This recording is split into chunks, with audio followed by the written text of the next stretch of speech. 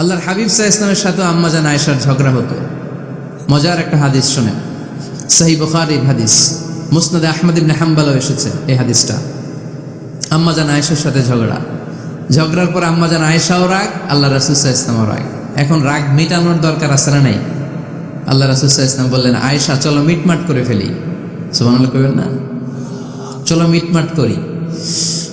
তো কারে ডাকবো মিটমাটার জন্য? ওমর রে ডাকি। আম্মাজান আয়েশা বলে, না, ওমর গলিজ, ওমর খুব মেজাজ ওলা, আমার ডর লাগে। তোমার আব্বারে ডাকি। আব্বারে ডাকেন।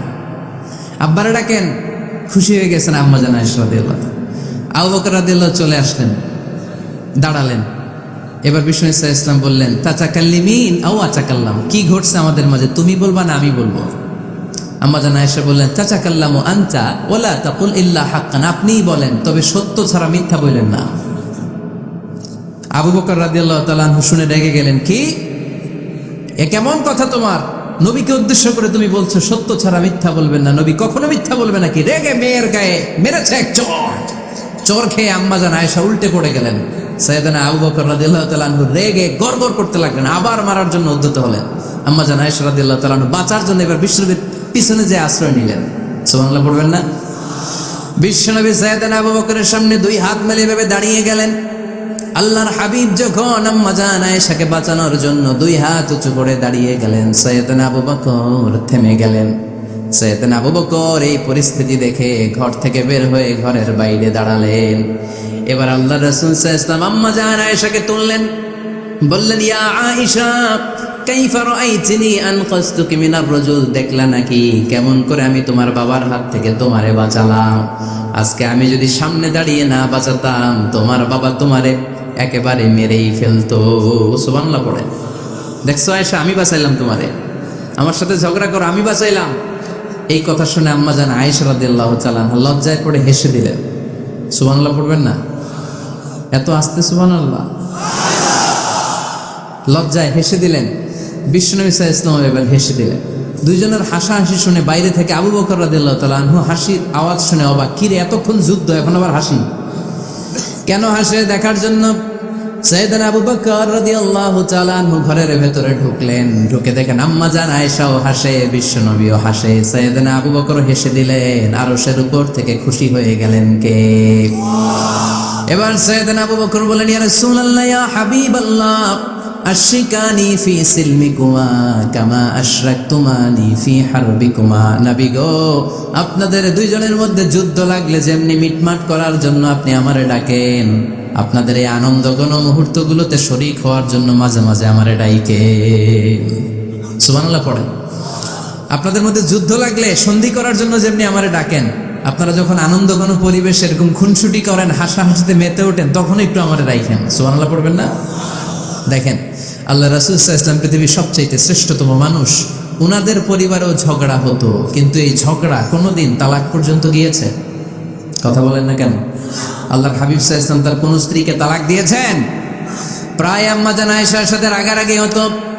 আল্লাহর হাবিব সাল্লাল্লাহু আলাইহি ওয়াসাল্লাম বলতেন, আয়েশা, কখন তুমি রেগে থাকো সেটাও আমি জানি, কখন তুমি আমার উপর খুশি থাকো সেটাও আমি জানি। ইয়া আয়েশা, ইন্নী লা আ'লামু ইযা কুনতি আন্নী রাদিয়া ওয়া ইযা কুনতি আলাইয়া গাদবা। আয়েশা, কখন রেগে থাকো তাও বুঝি, কখন খুশি থাকো তাও বুঝি। আম্মাজান আয়েশা বললেন, ইয়া রাসূলুল্লাহ, কেমনে বোঝেন? বিশ্বনবী বললেন, তোমার দোয়ার বাক্যগুলো শুনো বুঝি। যখন তুমি আমার উপরে খুশি থাকো তখন দোয়ার সময় তুমি এভাবে বলো, রব্বি মুহাম্মদ, ও মুহাম্মাদের রব, আপনি আমাদের সব গুনাহ মাফ করে দেন।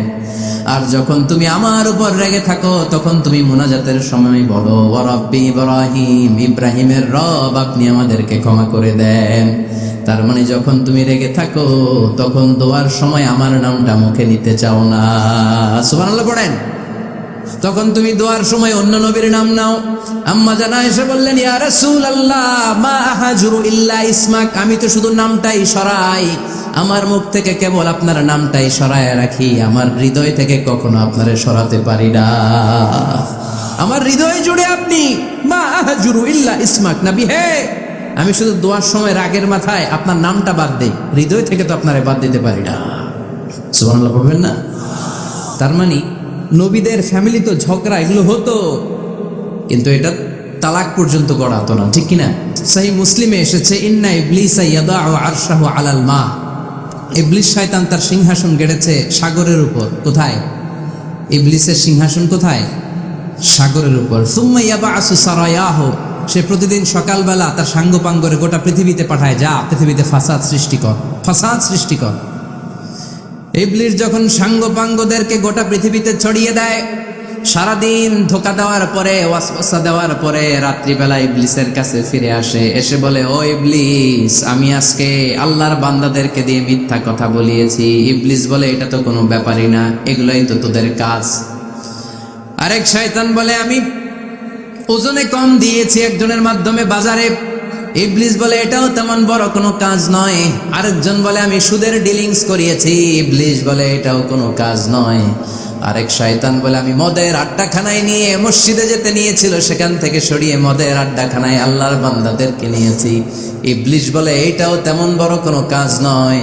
আরেক শয়তান এসে বলে, মা তারাকতুহু হাত্তা ফাররাকতু বাইনাহু ওয়া বাইনা ইমরাআতিহি, আমি এক আল্লাহর বান্দার সাথে বান্দির ঝগড়া লাগিয়ে, ঝগড়া করাতে করাতে তালাক পর্যন্ত নিয়ে গিয়েছি।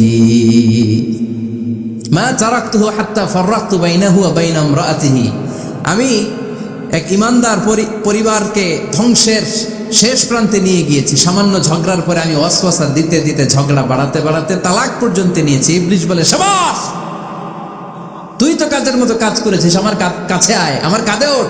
ইবলিস তখন ওই শয়তানকে কাঁধে নিয়ে নাচতে শুরু করে। নাউজুবিল্লাহ পড়বেন না? এজন্য ইমানদারদের সংসার ভেঙে খান খান হোক, এটা হলে ইবলিস খুশি, আর ইমানদারের পরিবার টিকে থাকলে আমার আল্লাহ খুশি। আমরা কার খুশি চাই? এজন্য শয়তানরে খুশি হতে দেওয়া যাবে না। ইমানদারদের পরিবারগুলো ঝগড়ার মাধ্যমে ভেঙে যাক, সব সময় শয়তানের মিশন এটা। আর ইমানদারদের পরিবারগুলো টিকে থাক, এটা আমার আল্লাহ সব সময় চায়। সুবহানাল্লাহ পড়েন। এজন্য ঝগড়া করবেন না। এক স্বামী ওয়াজ শুনে বাড়িতে গেছে রাত 11টায়। তো বাড়ির কাছাকাছি যেতে না যেতে স্ত্রীর আবার স্বভাব হচ্ছে রাতের খাবারটা স্বামীর সাথে একসাথে খায়, আলাদা খায় না। তো বাড়ির সামনে যেই স্বামী ফোন দিছে ওয়াইফকে, এই শুরু করার আগে দরজাটা খোলো, আমি চলে আসছি। তো ওয়াইফ এসে দরজা খুলে দিস। এবার স্বামী ঘরে ঢুকে বলে, শুরু করার আগে রাতের খাবারটা দিয়ে দাও টেবিলে, খেয়ে ফেলি। স্ত্রী বেচারি ডাইনিং টেবিলে খাবার দিয়েছে, হাজব্যান্ড বেচারা ওয়াশরুম থেকে ফ্রেশ হয়ে ডাইনিং টেবিলে বসেছে, স্ত্রীও বসেছে। তো খুব বড্ড গরম। হাজব্যান্ড বলে, শুরু করার আগে ফ্যানটা ছাড়ো।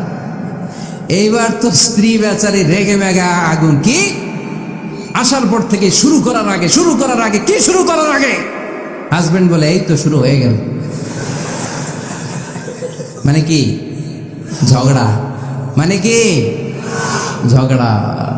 প্রিয় ভাইয়েরা, ঝগড়া করবেন না। স্বামী রেগে গেলে স্ত্রী চুপ থাকবেন, স্ত্রী রেগে গেলে স্বামী চুপ থাকবেন। তাহলে এখন থেকে আমাদের এই স্লোগান নিতে হবে যে ঝগড়া করলেও আমরা ডিভোর্সের দিকে যাব না। পারা যাবে? আর একজন রেগে গেলে আরেকজনকে চুপ থাকতে হবে। ভাবি রেগে গেলে আপনি চুপ, পারবেন? পারবেন না? ইনশাআল্লাহ।